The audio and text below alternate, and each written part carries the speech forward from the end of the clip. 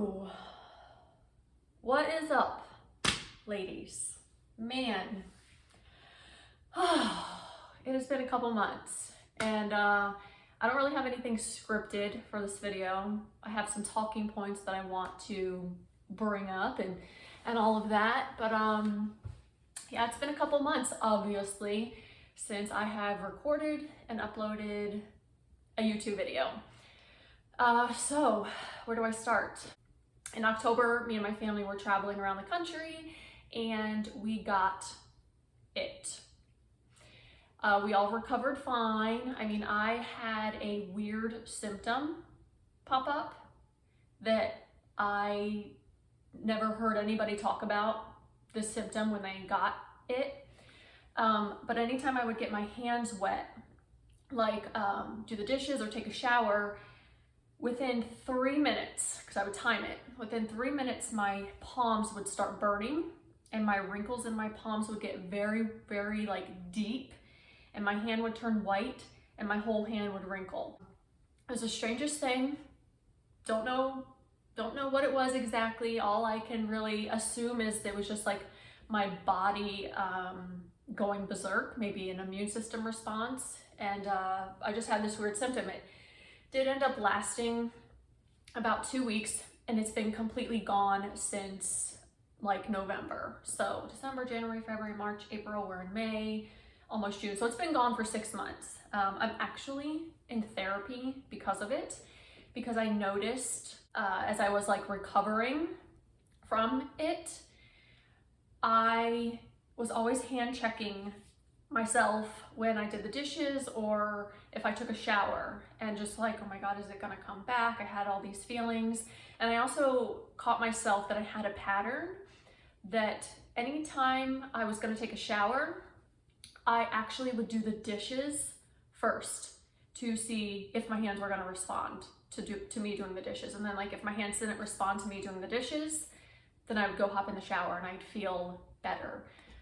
So I've actually been working with a therapist now for about 8 weeks on this, doing so much better with just hand checking and the residual feeling that I had left over from this, because I was very worried. I was very scared. I didn't know what it was, what this thing was doing to my body. And you know, the scary part was I never read anything else about anybody else experiencing this symptom. So I felt alone, right? I felt like, I always feel like if it's gonna happen, it's gonna happen to me, or I get the crazy symptom, right? But anyway, so I recovered from that in November. November was totally fine, but then in December, this is when things started to pop up for me. So I started to feel a lot more anxious, just out of nowhere, just like this anxious feeling. I started to have heart palpitations, just really hard and fast out of nowhere. I would literally be sitting down and my heart would just start pounding out of my chest. The first time that it happened was actually the worst. It was pounding so hard. Like, I'm thin enough as is, you can feel my heartbeat, like just by me doing this, right? But my heart never pounded so hard and so fast. And I got up and I went to my husband and I had him feel, and he's like, go take an aspirin. So I took an aspirin and it went away. But then over December, January, February, I started to get random heart palpitations, and so was John. So we thought that it was just a residual symptom from it. And I was like, all right, well, we need to go to the doctor. Like, let's just get checked out, you know, see what, if anything. And luckily for me and him, I didn't have any dizziness, no shortness of breath, no weakness, none of that. But anytime like I would walk up my stairs just at a normal pace, by the time I got to the top of my stairs, my heart would be beating a lot faster than like it does now, or it ever has. And so I was dealing with that. I had some insomnia bouts, which I am a great sleeper. I can put my head on a pillow and be asleep within like 20 minutes. Sleep all through the night, sleep great. But I was dealing with full-on insomnia, sleepless nights, watching the sun come up, you know, and that brings upon worry and like, what is going on with my body and why can't I sleep, you know? And then of course the whole next day you're just completely out of it. You're just like, you feel like a zombie, right? So it just messes up your whole next day. And then I was dealing with, oh gosh, a lot of fatigue and brain fog bouts, just straight up fatigue. Couldn't really do much. And then the brain fog. So I homeschool my son, and with the brain fog, I was just reading things a lot slower and having to really intentionally focus on what I was reading and retaining. It wasn't sticking with me. So I was dealing with all of that. And I just thought it was maybe some residual effects from it. But then one morning in, I think it was February or March, I was making eggs, and I had the Medical Medium's book right there on the counter, and it clicked. And I was like, wait a minute, this is kind of how I felt as far as the brain fog and the fatigue. This is how I felt when I found out that my Epstein-Barr virus was active. Never had the heart palpitations before, the anxiousness, or the insomnia. Never experienced that, but this time I did, and maybe it was just from stress and you know, my body just trying to get back to balance and all of that. So I was like, I went outside like immediately after I ate, and I was reading, and I was just like, oh my God, this has to be it. So like a week later, called my doctor, got in there, and the thing that I loved about this doctor, he's a new doctor that we have, is he's like, well, what do you want to do? What do you want to get tested for? And so I was like, I want to get my thyroid tested, I want to get my Epstein-Barr virus tested, you know, my vitamin levels, my liver, my kidneys, my white blood cells, all of that stuff. And he's like, cool, yeah, let's do it. So got it all tested, and then like 10 days later it came back. So everything came back within normal range, except my Epstein-Barr virus was massively elevated. So I was like, okay, cool.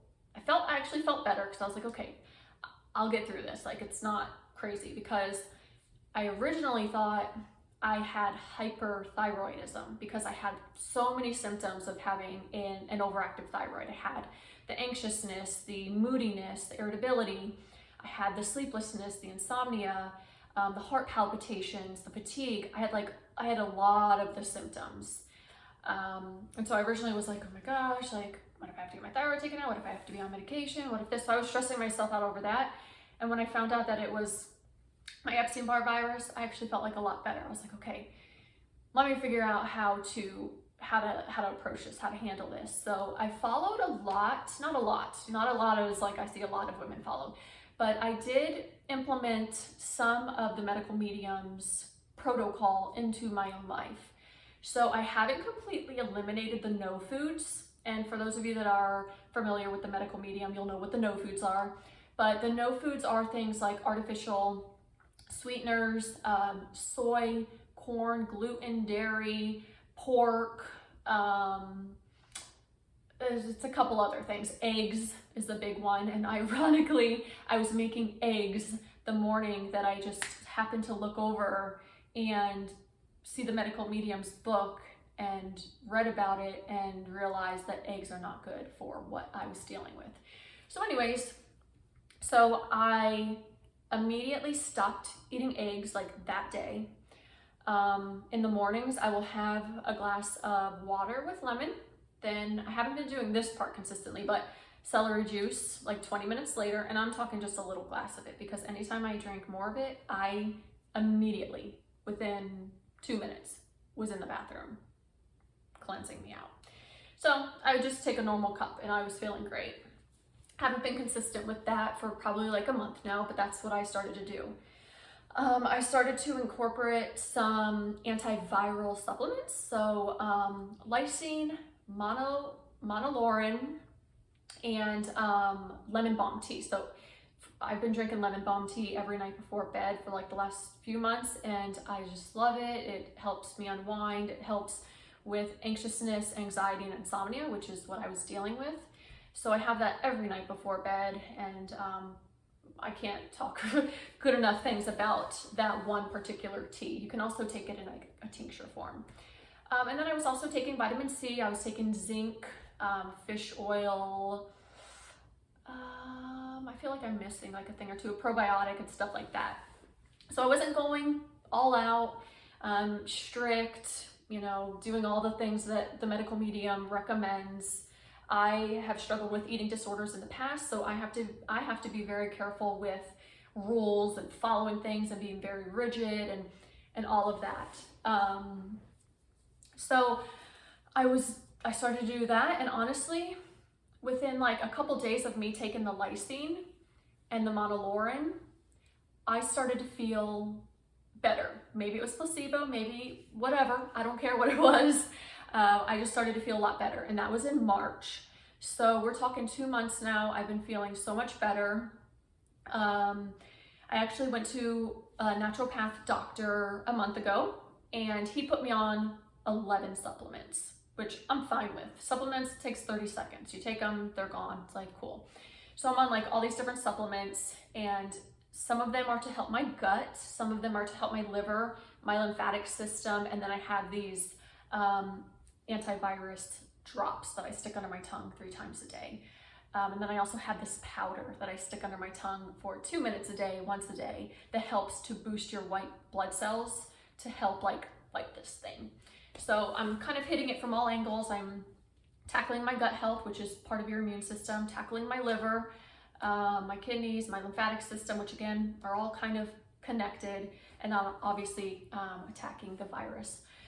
So, you know, honestly, from December, January, February,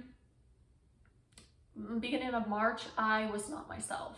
I felt really tired, really kind of just depressed because I wasn't working out. I thought I had adrenal fatigue at first because I just couldn't handle stress. I felt very wired and tired, but then I had a hard time sleeping some nights, and those are typically the symptoms of adrenal fatigue. I just wasn't feeling good. So obviously that's why I haven't been doing like videos or anything like that. So I'm feeling a lot better.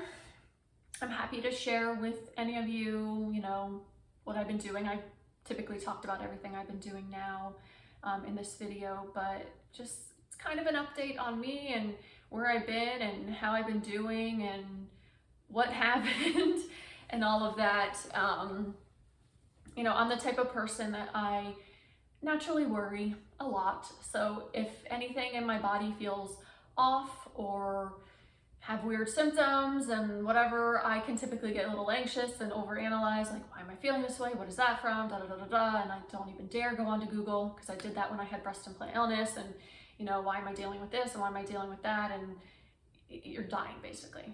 You're gonna get this, you're gonna die, and all that. So I know better now to not do that. But, you know, just thank you to everybody who like reached out to me over these last couple of months and just, you know, said they're thinking of me and you got this, and like encouraging me and uplifting me and, you know, reminding me, because we all need it, you know, that my body can handle this and all of that. So I will make an attempt to now get back to weekly YouTube videos. I love doing videos. I enjoy them. So let me know kind of what you'd like to hear me talk about. It could be anything from fitness, body image, breast implant illness, confidence. It all kind of goes hand in hand. So let me know. And I mean, that's about it. So I said, no, I'm going to create a 5-minute video. It's almost like 15 minutes now. But hey, anyways, thanks for watching to the end if you're still here, and I will see you next week.